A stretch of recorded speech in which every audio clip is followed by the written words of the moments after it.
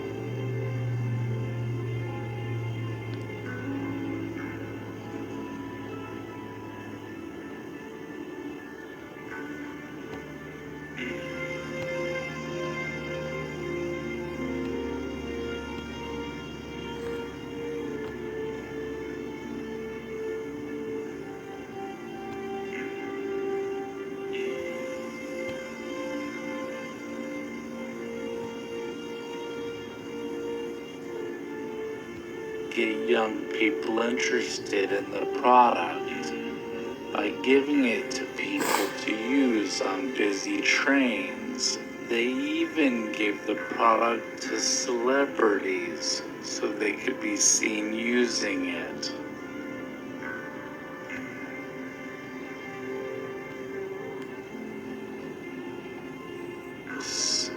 Bob Vila and Norm Abram. On March 28th, the worst accident in the history of the United States nuclear power industry began at the 3 Mile Island plant in Pennsylvania. The partial meltdown of the reactor caused radioactive material to be released through contaminated water. At the height of the crisis, plant workers were exposed, but no one outside 3 Mile Island was affected by the accident. Nonetheless, the incident greatly eroded the public's faith in nuclear power.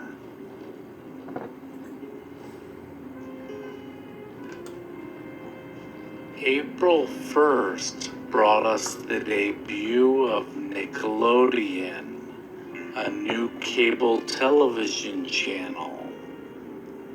The network was the first to air children's television shows 24 hours a day.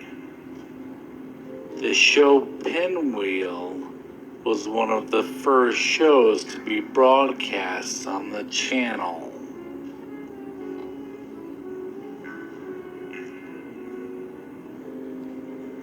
On May 21st, Dan White was convicted of the voluntary manslaughter of San Francisco Mayor George Moscone and openly gay counselor Harvey Milk. The conviction on a lesser charge outraged the gay community and led to the White Night riots that evening.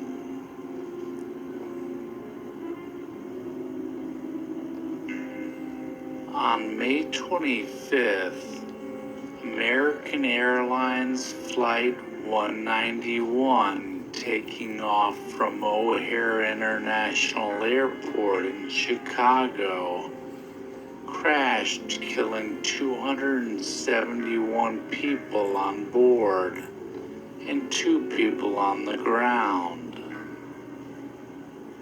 Following takeoff, the left engine detached from the plane and caused a loss in control of the aircraft prior to crashing less than a mile from the end of the runway.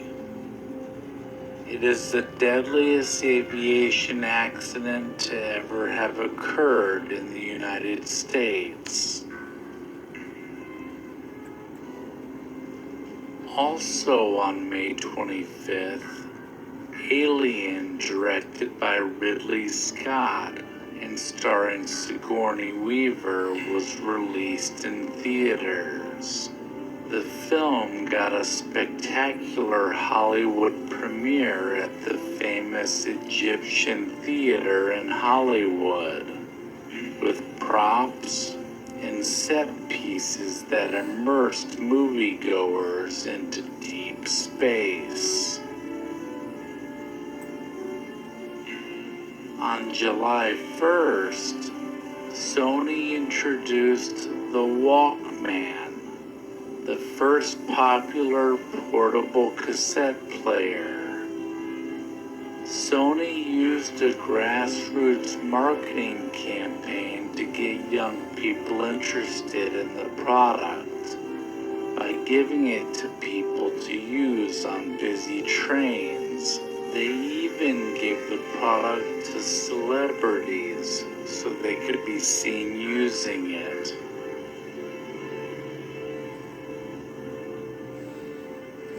On July 2nd, the U.S. Mint officially released the Susan B. Anthony coin.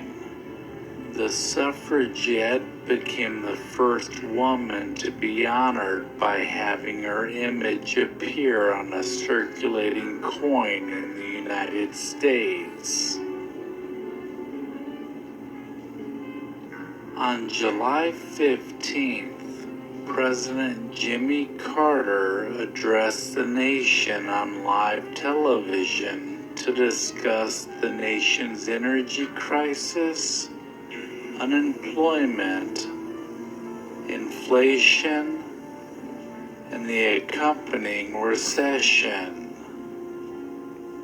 The speech discussed a crisis of confidence and would come to be known as the Malaise Speech.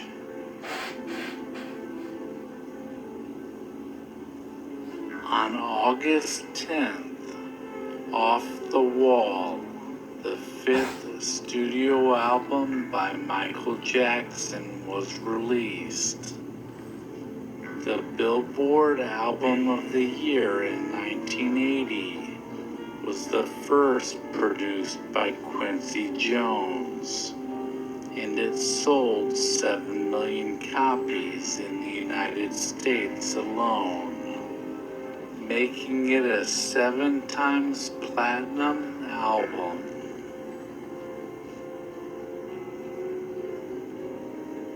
On August 15th, Apocalypse Now, directed by Francis Ford Coppola, was released in theaters. The Vietnam War movie followed Captain Benjamin Willard, played by Martin Sheen, on a river journey from South Vietnam into Cambodia to undertake a secret mission to assassinate an insane renegade colonel, played by Marlon Brando.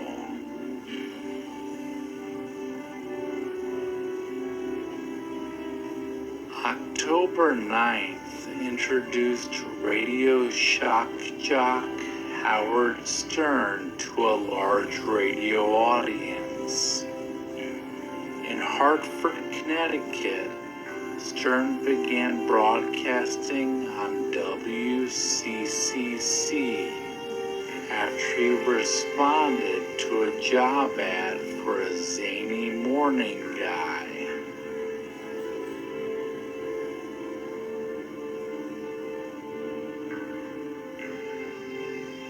On October 12th, Boston Celtics guard Chris Ford scored the first three-point basket in NBA history. The shot took place during the first quarter of the game against the Houston Rockets at Boston Garden. The game also marked the debut of a Boston rookie named Larry Bird. On the very same night, forward Magic Johnson made his debut for the Los Angeles Lakers in a game against the San Diego Clippers.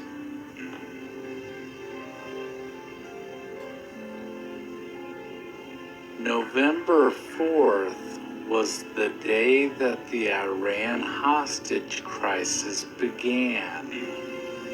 3,000 Iranian radicals, which were mostly students, invaded the U.S. Embassy in Tehran and took 90 hostages, including 53 Americans.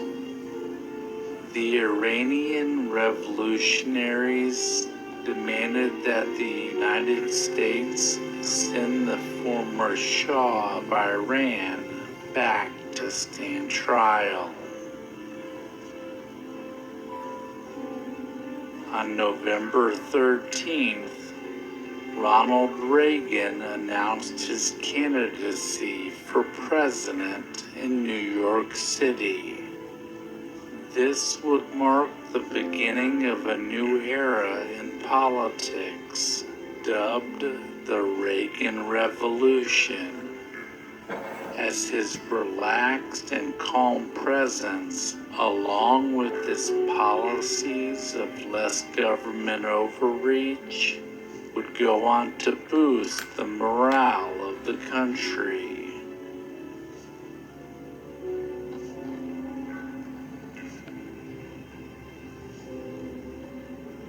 On December 3rd, during the Who concert at the Riverside Coliseum in Cincinnati, 11 members of the audience were trampled to death during a stampede to claim unreserved seats. The concert would go on as planned, with the band members not told of the tragedy until after performing. To wrap up the year, on December 19th, the movie Kramer vs. Kramer, directed by Robert Benton, was released. The film starred Dustin Hoffman, who is a work-obsessed ad exec who is forced to learn long-neglected parenting skills after his wife leaves him. And then a heated custody battle ensues. The legal drama that also starred Meryl Streep would go on to be awarded the Academy Award for Best Picture the following year.